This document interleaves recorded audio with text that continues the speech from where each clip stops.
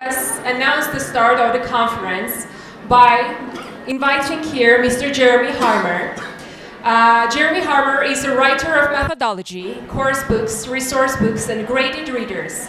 His books include The Practice of English Language Teaching and How to Teach English, Pearson, 50 Communicative Activities, Cambridge, Story-Based Language Teaching with Harvard Pukta, Helbing, Solo Saxophone, Cambridge, and many, many others. In a long career, Jeremy has been a teacher, teacher trainer, academic manager, frequent speaker, and workshop leader, conferences and seminars all over the world. He's also a fiction writer and committed musician. The recently established Better Late Publishing will be releasing 5 titles in his English Teaching Today series over the next 18 months. In his first presentation, Jeremy is going to compare methodology 2026 with methodology 1986 by checking some of the shifts in emphasis and practice over the intervening years and bringing us up to date in this challenging environment we now live in. Please, Jeremy, over to you. Very much. Thank you very much, Marina. Thank you. I'm going to shake you by the hand. That was nice. Yes.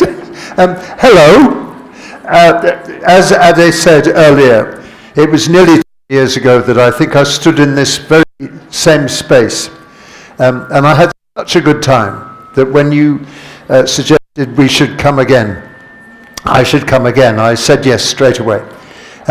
What I didn't know was that when I here yesterday, it would be the most horrible weather, and Yerevan didn't look quite as nice as I remember, but everything was okay, because yesterday afternoon we went to the Ararat brandy place. Have you been there?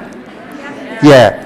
And have you tried, we had 10-year-old, 15-year-old and 20-year-old.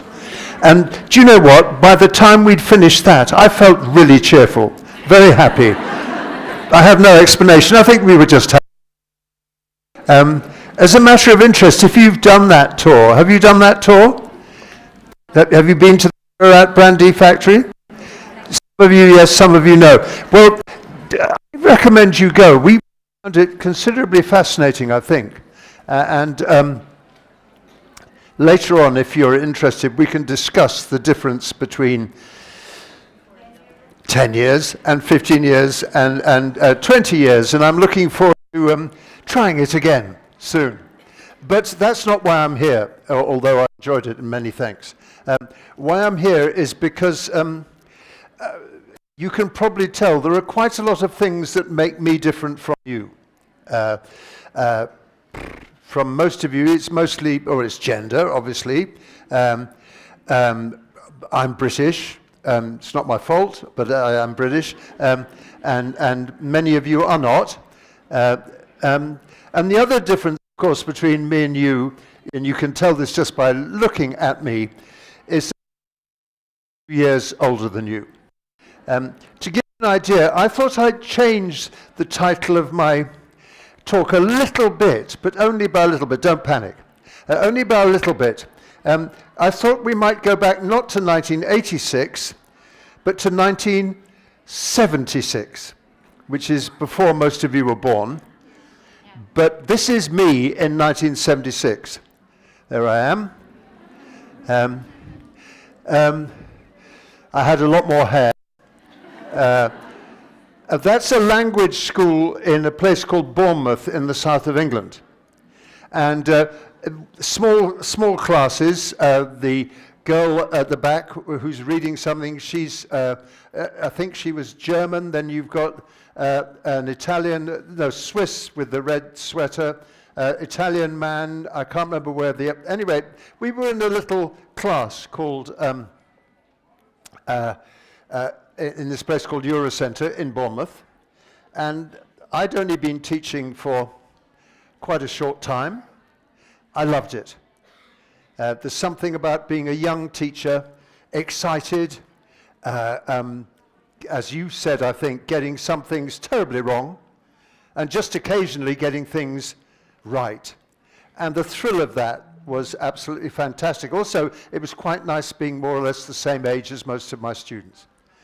This, unfortunately, has been, we've been changing since then. So I thought I would give you the kind of class, a little lesson that I suppose was fairly typical back then. Or rather, a short time after this photograph was taken, I left the UK and went to Mexico. Mexico lindo y querido. The beautiful, beautiful country that I love. I went there in a day when that was pretty much what the front of the classroom looked like. And, well, dear students, hello, dear students, what is this? What's that? Yeah, no, what's this? Look. It's a circle. Okay, it's a circle. Good, you're good, sharp. You've got to be sharp, okay? It's a circle. Okay, but it's not just a circle, it's point, no. So it's a face. Yes, it's a face. Good, it's a face. Okay. Do you think it's, so here we got nice hair like that. Do you think it's a man or a woman? You think it's a woman? Let's see. Let's go. So, it's a man, isn't it? And a very handsome man because he has a beard. Sorry, I didn't mean to say that. It just happened. So there you are. Now, the next thing is do you think he is happy or sad? Happy? Sad? How on earth do you know? I will let you know. He's very sad. Any guesses about why he's sad, do you think? What? Because of the beard? I'm sorry. No, he's very happy that he's why do you think he's sad? What? He doesn't understand what? English or something? Or what? Maybe that could be it. Or I'll tell you why he's sad. Would you like to know, my dear students? And the answer is yes, we want to know, my dear teacher. Okay, here we are. He's sad because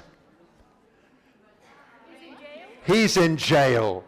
He's in jail. He's in jail. Oh no, poor guy. Jail isn't very nice. I wouldn't like to be in jail. He's in jail. Okay. And I suppose we should give him a name. We'll call him John. He's in jail. Now, in jail, some of the things from his life before are not possible. So, for example, he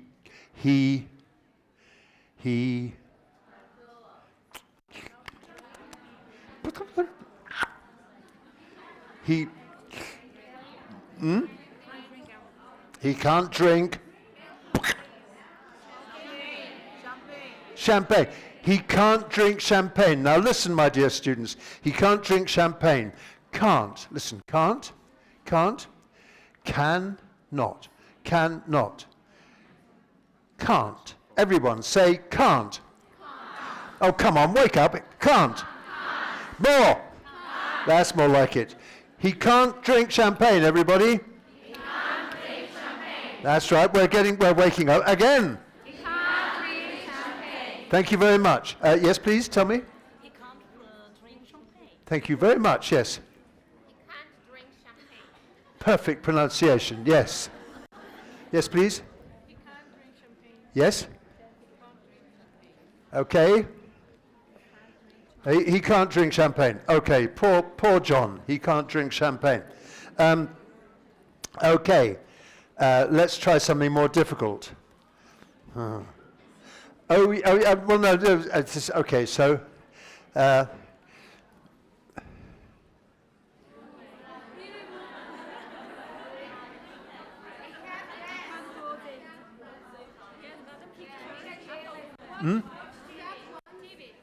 Okay.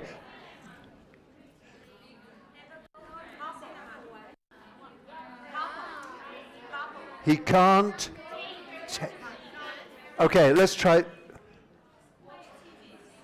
A TV or Cinema, cinema. So he can't. No, no, he doesn't do wife. He does girlfriend. Okay. So he can't. Go to the cinema with his wife. I want what? He can't invite. He can't take. He can't take his girlfriend to. He can't take his girlfriend to the cinema. Listen, cinema, everybody. Cinema. Again. Cinema. God, this is such a good class. He can't. So we remember we have can't, cannot, cannot. He can't. Everyone can't. And then I'm going to write key a not and then. Okay. He can't take his girlfriend to the cinema, everyone. He can't take his girlfriend to the cinema. Can you think of something else he can't do? Drink coffee. He can't drink coffee. Something else? He can't buy flowers. What? He can't buy flowers for her. He can't buy flowers. Oh, you're very romantic. He can't buy flowers for his girlfriend. Listen, he can't buy flowers for his girlfriend. He can't buy flowers for his girlfriend, everyone. He can't buy and so on. Yes, okay, so yes, okay. He can't buy flowers for a girlfriend. Thank you. He can't buy flowers for his girlfriend. And he can't take his girlfriend to the cinema. He can't take his girlfriend to the cinema, and so on and so forth. So we do lots and lots of that, and then we start saying, but,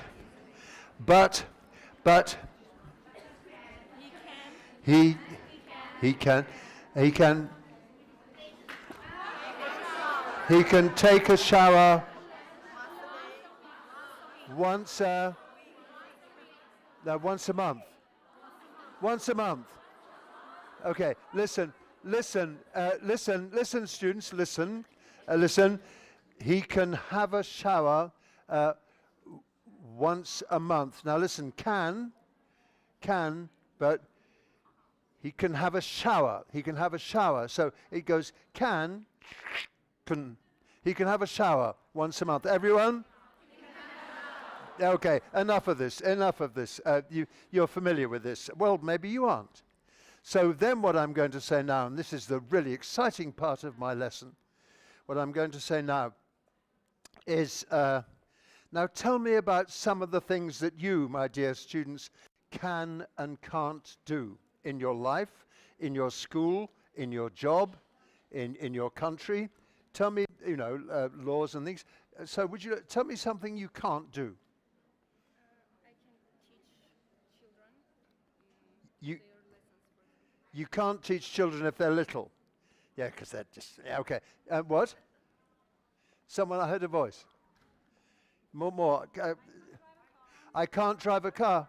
Yeah, okay. I can do drilling with children. You can't?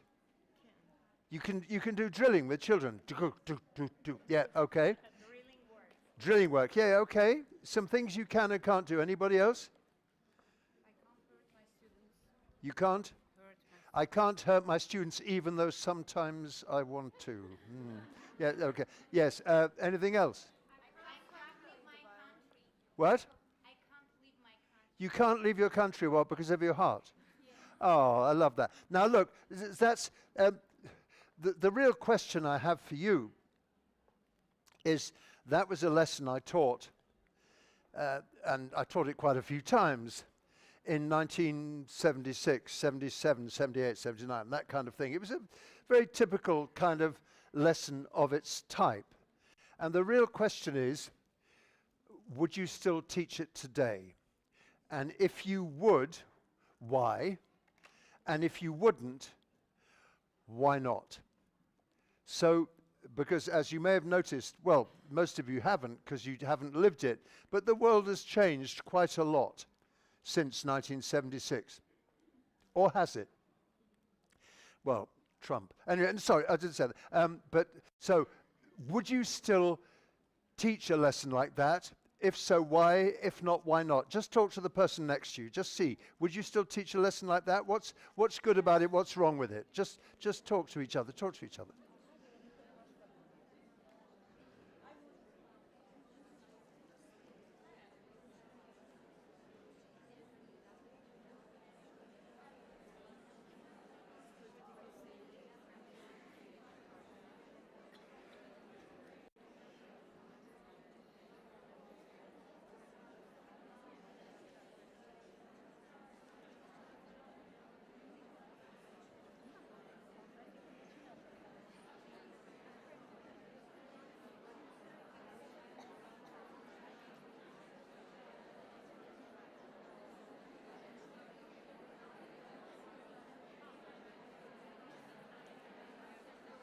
Okay, thank you. Thank you.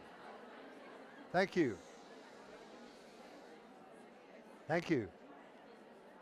Thank you.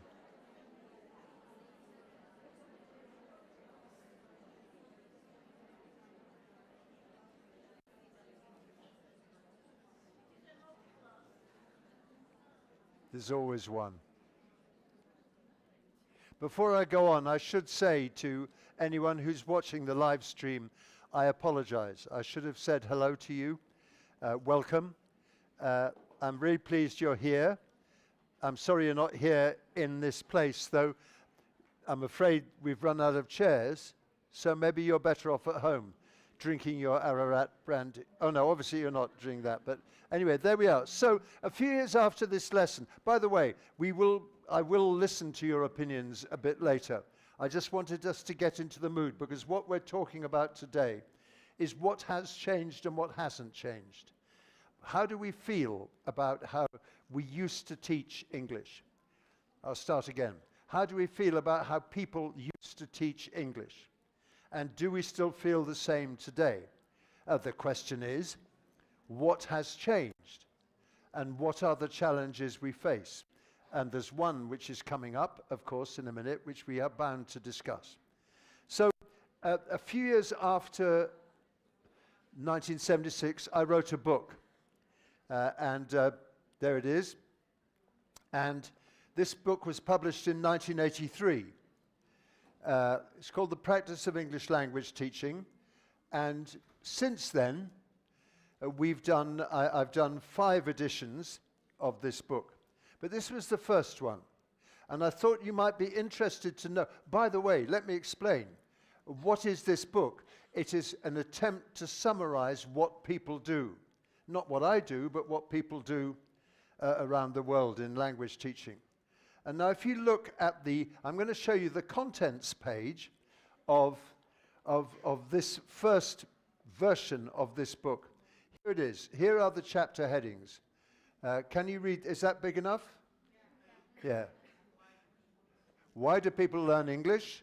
What a native speaker knows, what a language student should learn, language learning and teaching, teaching the production skills. It says teaching, reaching.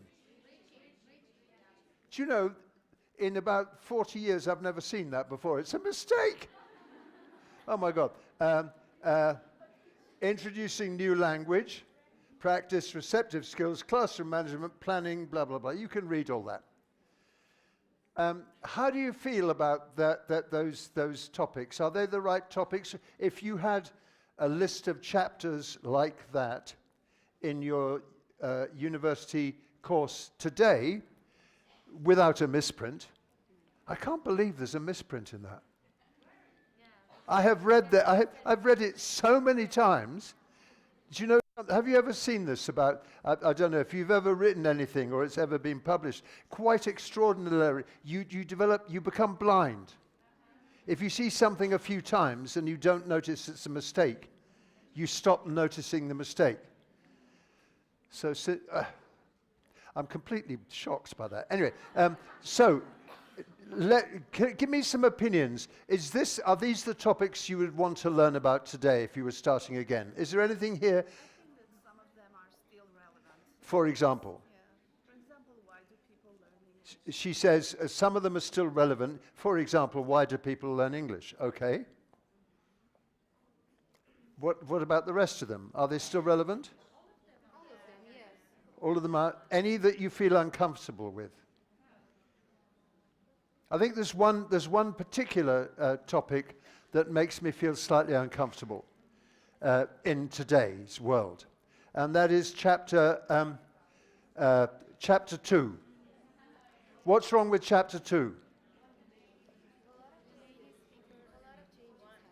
Yes, number one, a lot of changes have happened to the language, but there's something else which I feel slightly nervous about. Yes, that's the one, isn't it? It's the native speaker thing.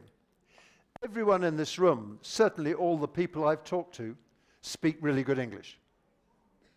So do I. So does the ambassador, the British ambassador. But the fact is that when I started teaching, my understanding was, I'm a native speaker and therefore I am superior. But things have changed since then. A lot has changed. In the first place, you know all this. In the first place, British English is a minority language. Most people in the world, the vast majority of people in the world do not speak British English. They might speak something that sounds a bit like British English, but they don't speak British English. What do they speak? American English. A mixture. Canadian, Australian. Various Englishes. Royal British English. Royal British English. Well, sometimes We don't talk about the royal family very much anymore. Australian. What is about Australian? Australian English, for example, New Zealand English, Jamaican English, heavens above, everything. What about Ugandan English, Nigerian English? Well, forget that. What about Armenian English, for example? What about Canadian English? What about Mexican English? What about Latin American English? And of course, what's happened to English? There's some languages in the world like this. What's happened to English is that 6, 7, 8, 9 times as many people speak English as a second, third, fourth language as speak it as a first language. And so the fact is, yes, I sound like an Englishman. Again, it's not my fault. It's just how I grew up. But I don't sound like a typical English speaker anymore. So in more recent versions of this book, I wouldn't dream of having a chapter like that. I would say what an English speaker should know, what a language learner should learn, that kind of thing. But I wouldn't talk about native speakers so much because, yeah, we talk about the King's English, except we don't talk about the royal family very much anymore. But there we are. So my question to you, and this time I'm interested in your answers, is there is 1983. What about today? Now, Ade mentioned when he was introducing, Marina mentioned as she was introducing me that I've started writing methodology again. And although it's not here yet, I've got a number of books coming out, the first of which will be out in a few weeks. And here they are, this series of books. And so what I've had to do is to go back to the beginning and all the bits in between and see what still works for me and what I think still works and what has changed in all those years. So I've ended up saying, there's the list of chapters. What are the changes? What are the challenges? And what are the constants? Constants, by which I mean what things have not changed, what things stay fundamentally the same. But what are the challenges we face at the moment, the special challenges of 2026? What are the changes that have happened? And we've just discussed the native speaker issue, but it's not just that. So is there anyone like to give us an opinion about any of the, what about, for example, let's talk about the changes. What's changed? The vocabulary. Which you mentioned before, didn't you? The sort of way the language evolves and changes. I'll come to you in just a second. Fascinatingly about the language, and this is a big issue, by the way. Fascinating about the language, when you listen to teenage English now, teenage British English, for example, or teenage Mexican English, it doesn't sound very much like my English. It changes. It evolves. But of course, what happens is that 3 years from now, the teenagers today, when 3 years older, the next generation of teenagers won't understand what the teenagers said before and 3 years before, because the language keeps evolving and the slang keeps evolving. But the language does change, and I think something else which you probably meant is what is acceptable has changed. Or has it? Because we have exams. I'm just coming to you and then I'll come back to you. Yes, please. I think what language students should learn, this has changed. What? What language students should learn. What language students should learn has changed. What do you mean by that? I mean, the essentials have changed because we must adjust the language to today's needs. Yes. Okay, so the essentials have changed. We must adjust the language to today's needs. And I think I like what that sounds like. It's sort of, yes, the language is the language is the language, but we talk about different things. And we talk about things in a different way. Yes, you wanted to say something. Language is just like a body, living body, and new words were born and some words died. And so it depends on. Oh, I like language is like a body. It's like a living thing. Yes, living things. And things die off and things are There born. are some words that we don't Become use sick. nowadays sometimes. Hmm? Become sick sometimes. We can't speak. Sick. Become sick. Oh, become sick. Oh, I like that. Yes. So, well, but actually, you've just made a very good point, which is that some language, some things which I could say 10 years ago, I can't say anymore. Because language evolves, and there are some things that cause terrible trouble now, which I didn't think did. I think that the global change and the easy communication from all the words, people can communicate and they mix their language. I think if I understand you correctly, here's an interesting thing. I remember an article I read 20, 30 years ago, which said almost very angrily by a British methodologist, a British applied linguist, he said, and now when we talk to a call center, they're speaking Indian English, and it's our job to understand them. I mean, this is disgraceful, is what they said. But the point is, that is our job. My job as an English speaker and your job as an English speaker is, of course, to understand other Armenians speaking English. But that's not what your English is for. It's not what the students need to learn. They need to be able to speak English to Canadians and French people. And I mentioned the tour of the Ararat, distillery museum the other day. And I went on an English tour. Myself and Ade went on the English tour, of course. But I was the only, as far as I understood, native speaker on the tour. There were people from the Czech Republic, people from Poland, someone from Lebanon, someone from lots of different countries. But what did we share? We shared this language. But I had to be able to understand them, and they had to be able to understand, because we talked a bit between ourselves.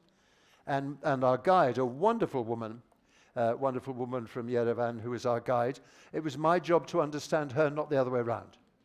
By the way, she spoke really, really good English, so it wasn't a problem. Okay, somebody, yes? I think what needs to be changed in Poland is the digital pedagogy. For example, online tools have risen recently. Yes. And we should take into account these online classroom tools. For example, I use myself in our classrooms, Kahoot, and other sites, online sites, which should be taken into account. Okay, so if you didn't hear that, because I'm lucky I've got this microphone, what she was saying is basically the online, the digital world. She uses things like Kahoot and things like that. And of course, that's one of the big changes, yes. I would like just to add maybe something. My idea is that not only English, but any language is a tool to understand other people and their culture. That's what I mean. I mean to show our children, our learners, how other nations, for example, live. So language, especially a sort of global language like English, or maybe Spanish or Arabic, some of the world languages like that, help us to understand how other people live in a way that, say, I'm ashamed I don't speak Armenian. So if I want to understand how Armenia operates, I'm going to access that in English from Armenian people who speak English. So I get to understand a little bit about your country with this language that we share, and that's wonderful. So we've got a big theme coming here about the way the language has changed. What are the challenges we face right now? What are the challenges? By the way, you talked about the digital thing, and we will come back to that, yes?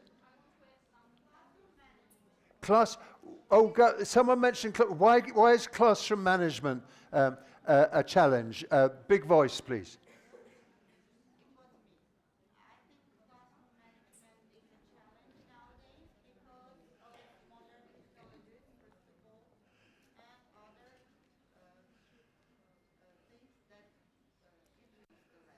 Yes. Okay. So classroom management is a particular problem, especially if all the students have one of these silly things in their hands.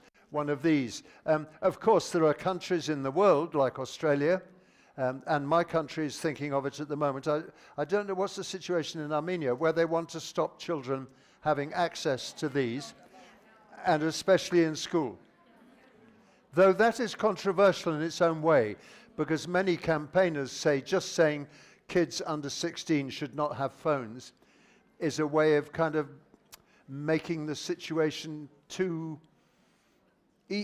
easy. You hide a lot of what's going on. Anyway, so certainly the whole digital world, cultures, and more challenges. Sorry? I think that's a really good point. Did you hear what she said? The image of the teacher. Who are we? Public attitudes towards teaching Yes. a teacher have changed a lot. I couldn't agree more.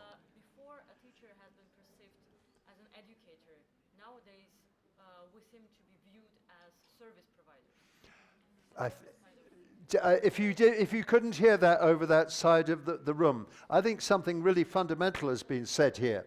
We used to be seen as some kind of an authority, something like that, and increasingly we're seen as service providers. And some of the children, in particular, see us that way, which is just to give you an example, I observed a lesson in a place called Hamamatsu in Japan. And the teacher behind a desk, suit, tie, teenage children, absolutely silent. And everything he said, they kind of went, like this. No questions. He was the boss. In China, many Chinese teachers have told me, once you have a teacher, he's a teacher for life. There's a kind of respect. Well, in Europe and probably in Armenia as well, that is shifting a bit. Let's just quickly go on before. So lots of challenges, and we haven't mentioned the big one. We'll come to the big one in a minute. And what about the constants, the things that have not changed?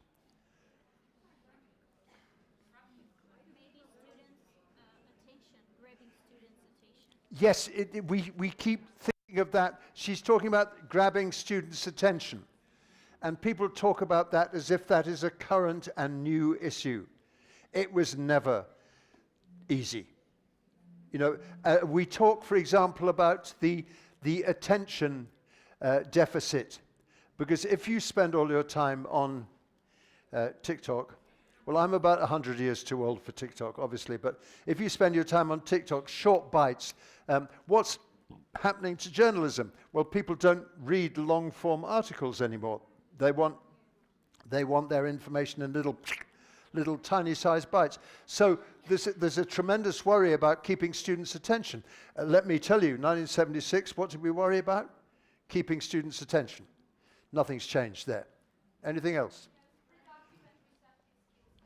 Say again? In what way? So reading, writing, speaking, and Yeah. listening, they haven't changed, so they stayed the same. They stay the same, though, of course, the texts we reaching, what is it? Reaching the. Sorry, I'm so distracted by that. It's really upset me. But certainly the texts, the idea that students need to be able to understand speech and text hasn't changed. The texts have changed, and the kind of discourse they need to be able to understand has changed. But the skills, sorry, where's the voice? Oh yes, thank you. The skills have remained a bit, the same kind of skill. It may be WhatsApp or something that you're reading, but the reading is the same essential process. The idea is the same. You're reading. The texts have changed, but the skills that you teach. Yes, the text may have changed, but what you need to be able to do with your brain. I'll come to you in a second. Yes, please.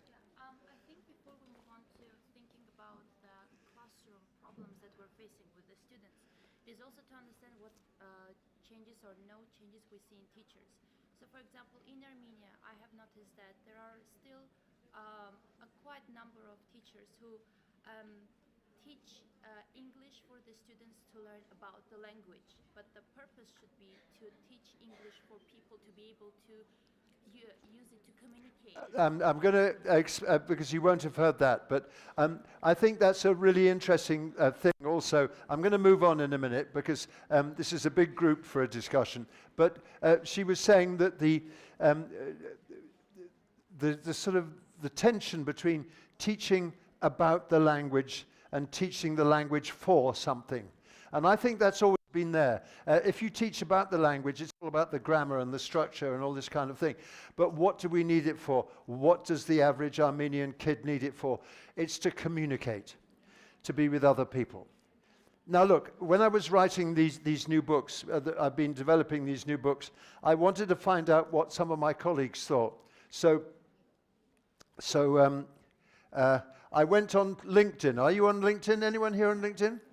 Yeah, it's a nice little professional network. And I wrote this little post. You can't read it, but I've said, look, and particularly thinking of today, I said, I've a couple of talks coming up about this age-old topic about what's changed and what are the developments. Anyone got any ideas? What would you say? I said to my colleagues, some of them in India, some of them in wherever, all different countries. What would you say? I said, this is my list. This seems to me to have changed a bit. We've touched on some of it. The roles of teachers and learners.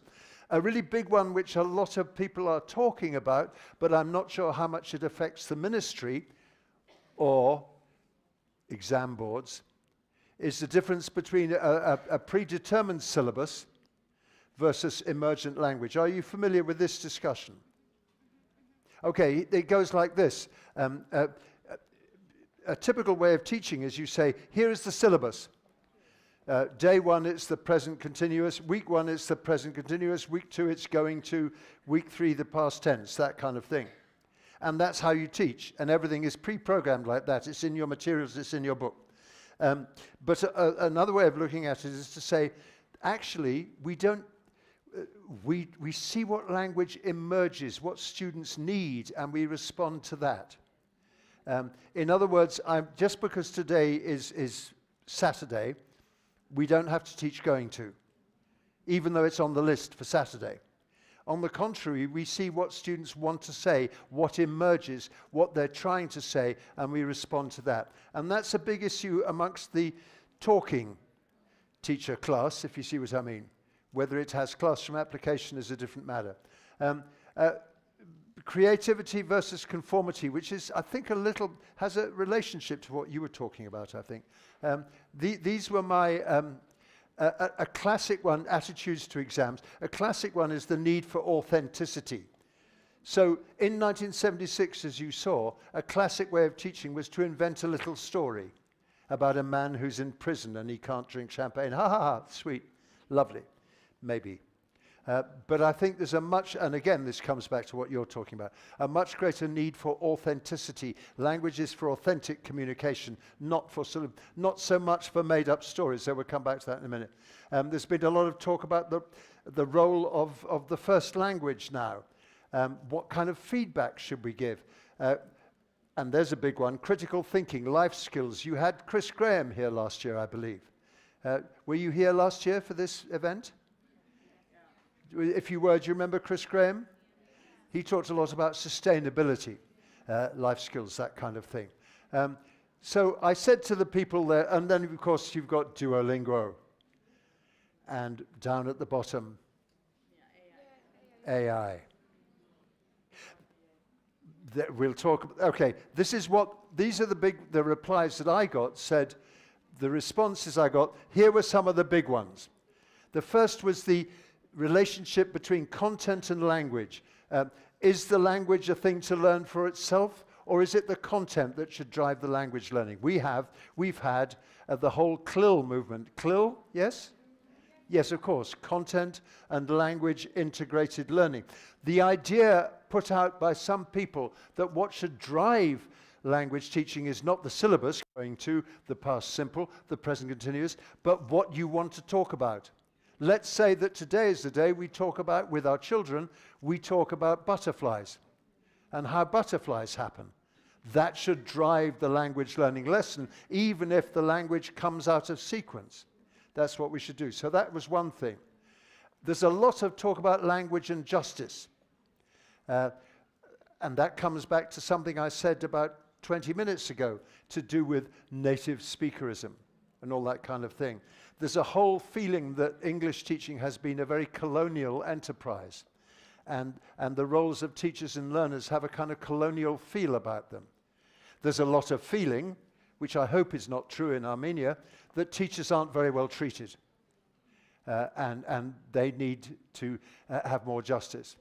The third one then becomes really important, which is something I don't think we ever talked about when I started. Do you know what SEND stands for? Special Educational Needs and Disability. I never talked about that when I started. We just sort of got on with it. But there's a tremendous insistence now on the fact that students come to us with differing needs and abilities and so on and so forth. A Dutch guy called Boelo van der Poel, he talks about ALO. He calls it, don't talk about differences and difficulties and divergence, talk about alternative learning opportunities. So there's a lot of talk about that, and a much greater focus on the learner and what the learner gets, how we do it. But then one of my friends, a colleague called Evan Frendo, I don't know if you've come across him, but he works a lot in business English teaching. And this is where things get serious.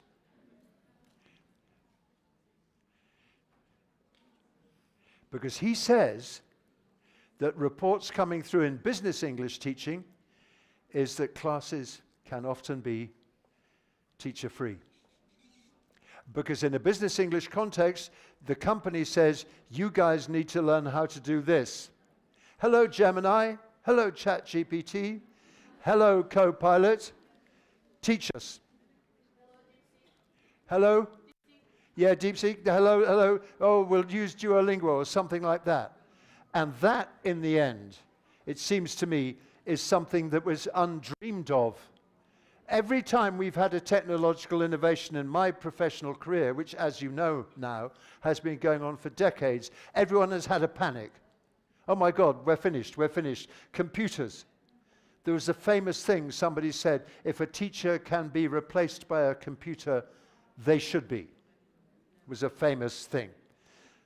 But that was on a different level of challenge, it seems to me, to what is now in front of us. Hands up if you've used AI at all in the last 3 days. Yeah, we use it.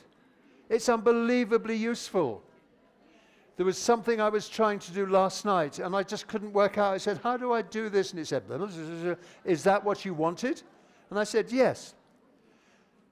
Because everything we talk about, the new framework that Ade proposed, and which I'm really looking forward to getting to terms with, it's all about, what is this a picture of?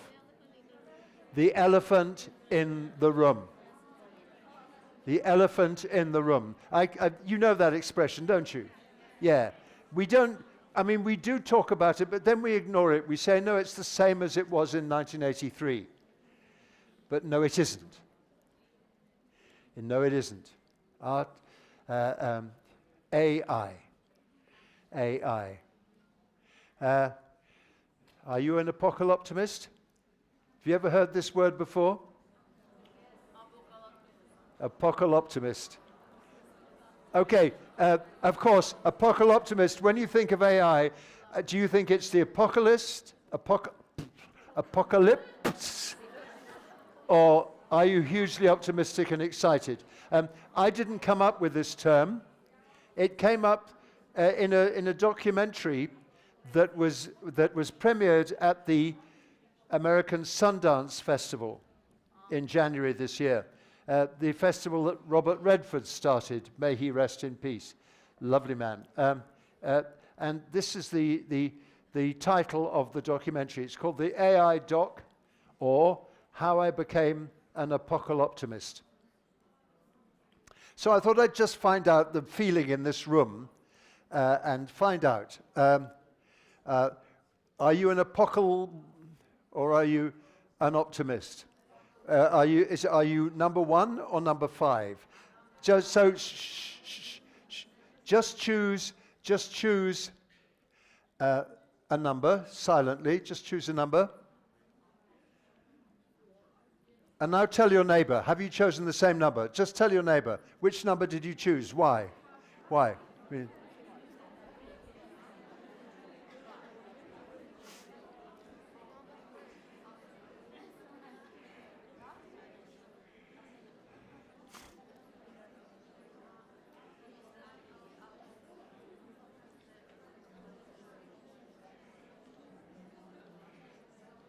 Okay, how many people chose 3?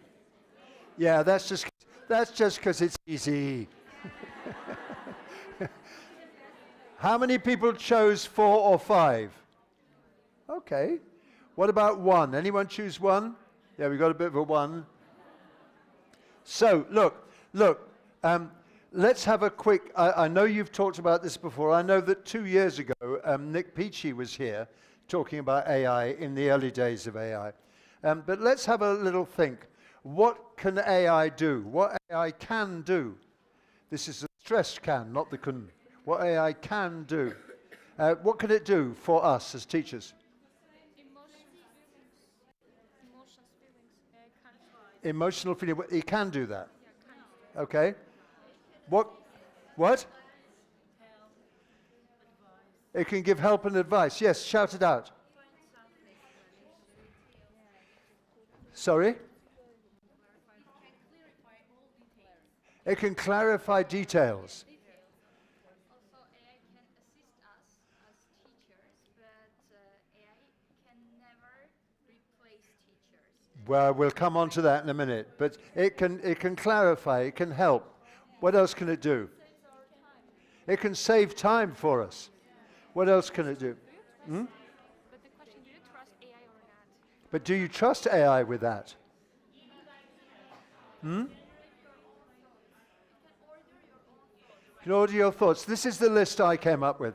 I said, it can help us with lesson planning. Fantastic. Amazing. It can help us with lesson planning. It can help us with idea generation. Listen, I want to teach my students about this. I want to introduce this topic. Have you got any ideas, Gemini? Oh, hello. Hello, Jeremy. Yes, I've got some ideas. Oh, thank you very much. We're friends, you know. It can do that. What else can it do? It can... Oh, I wanted to tell you about this because this is...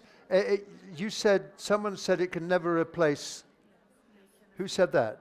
That was you, was it? No, somebody said it can... Yes, it can never replace us, you said. That's right. a guy called Sean Wilden gave a talk earlier this year. I think it was this year, might have been the end of last year, talking about, he's a trainer, and he wanted to see how well he was doing on his training course. Am I a good trainer, was his question. Now, if he could, he would have asked you to go to his training sessions and give him feedback. But of course, that's not practical. So what he did was, he audio recorded his sessions. And then he put the audio recording through a device which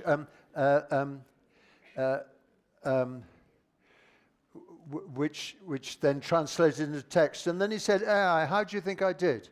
And you're going to tell me I'm nearly out of time, is that right? Yeah, we have How long have we got? like 5 minutes. 5 minutes, okay. So he did that. It helped him to observe.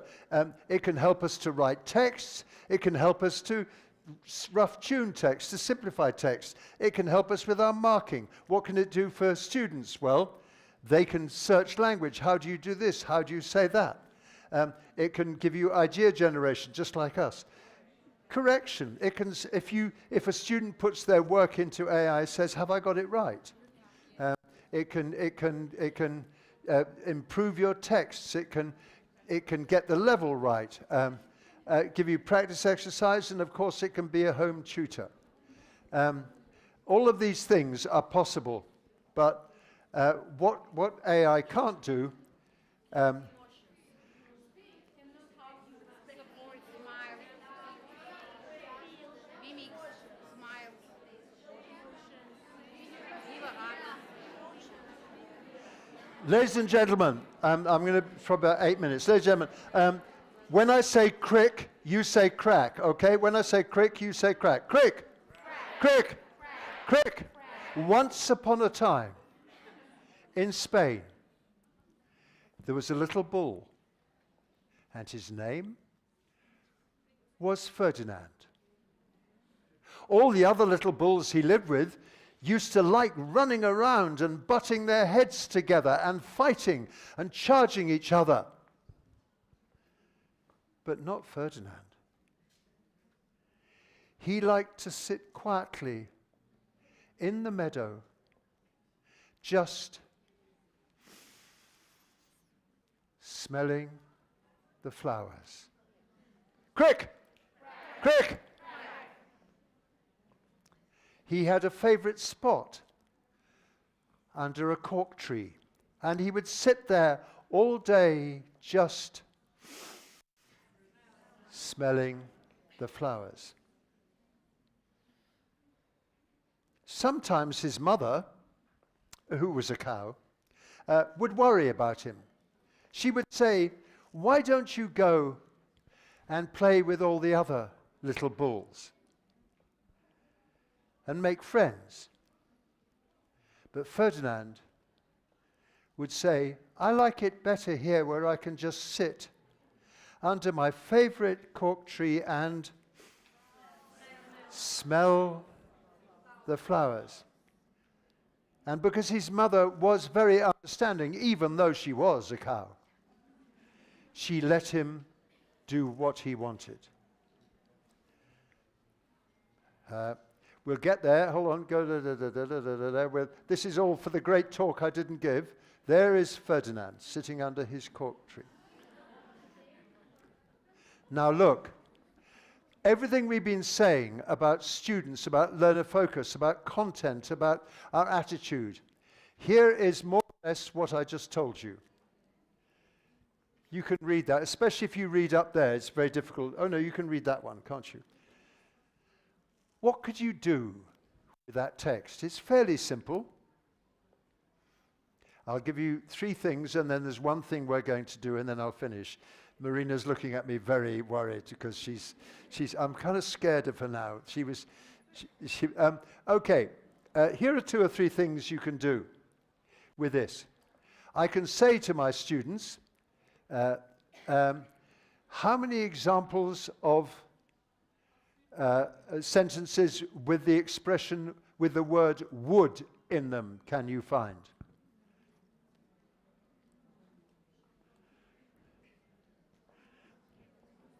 And the answer is lots. What is would being used for there? It's about the past. What is it about of the past? Repeated habits and so on. I've taught you a language lesson, just like that. Except I haven't taught you. You've taught yourself. We found it ourselves. I haven't given you the grammar, you've caught the grammar for yourselves. That's the kind of thing you can do. What about, how many words can you find out? Here's a pronunciation lesson.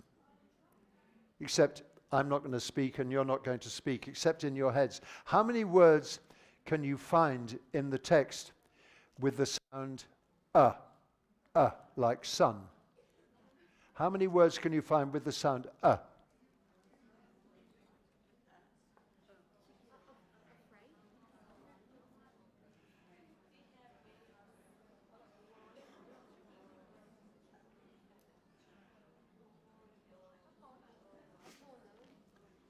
Give me an example. What? Afraid? That's not Sorry, I don't mean to be rude, but okay. Happy? That's It's not What? Lonesome? That's O. Oh, lonesome. Thank you. Yes. What? Can't hear you. Oh, once. Yes, once. Once. If you think about once, if you write that in phonemics, it's s. Once. What? Run. But. Now, what's beautiful about this, and we don't have time, but what's beautiful about this is you just did a whole lot of pronunciation practice. But you did it in here. And of course, maybe you didn't get it. Maybe you misidentified some words. Even better pronunciation practice, because then we can talk about it. And so on and so forth. But the last thing we're going to do with this text is I'm going to ask you to choose your favorite sentence in that paragraph. Choose your favorite sentence in that paragraph. Don't speak, don't say anything. Choose it. Don't tell your neighbor. And now practice it in your heads. Practice it in your heads as if you were going to perform that sentence.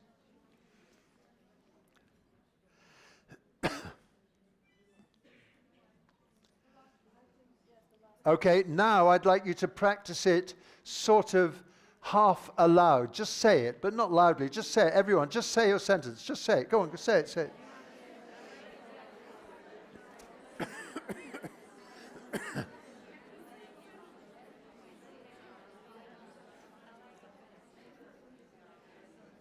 Okay, thank you.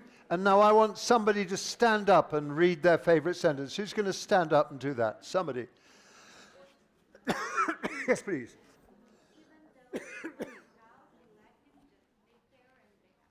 Sounded beautiful, but I want you to imagine that you're on the stage of the National Auditorium.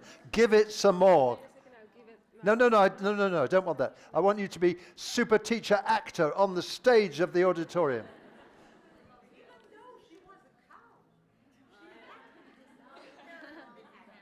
Yes, that was great. That was wonderful. Someone else. Another sentence where you can stand up. Yes, please. Stand up. Remember, huge. I like it better here where I can sit just quietly and smell the flowers. Oh, yes, that was wonderful.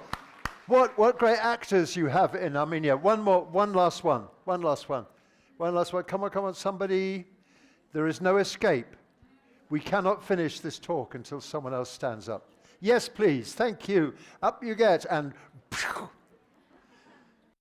a time in Spain, there was a little bull, and his name was Ferdinand. isn't that wonderful? His name was Ferdinand. Crick. Now, we've come to the end. We went on a bit of a ramble. Tomorrow we're going to be more focused. You'll see what's going to happen tomorrow with me. My intention was to say, look, the things that motivated me as a teacher when I was 25 are pretty much the things that motivate me today. But AI does present us with a significant challenge. And the world of technology, as somebody said, is a big issue for us and how to deal with it. But in the end, and somebody said it, we are all in here human beings, and it's your humanity that makes you special. Your AI, your using AI makes you technically competent and wonderful, but it's your humanity that makes you special. And everything we do for our students, our understanding. AI can help you with your problems, with your dyslexia, with your ADHD, with all the problems you have. But I'm the one who can spot when you're having trouble. I'm the one who can look and say, she doesn't look very happy. I'm the one who can go, crick, crick, and just lift you all up. By the way, that's an old West Indian storytelling technique. Ladies and gentlemen, the conference has started. I hope we've planted a few seeds here. Have a wonderful conference. Thank you very much. Right. Thank you, Jeremy, for this Thank you. highly Thank you. engaging Thank you very much. presentation. Thank you. Thank you. Thank you. Thank you so much. Thank you. Ladies and gentlemen, now we are going to have a 60-minute lunch break, after which we will be back at 1 sharp to have the first series of concurrent sessions. Please note that the concurrent sessions will be held in 4 separate and different halls. We advise you to use the break time to identify the sessions you want to attend using the conference brochures and ensure you know how you can get to the designated room. Our volunteers are around to help you with that. We will start the concurrent session from 1:10 to 2:45. Enjoy your conference break.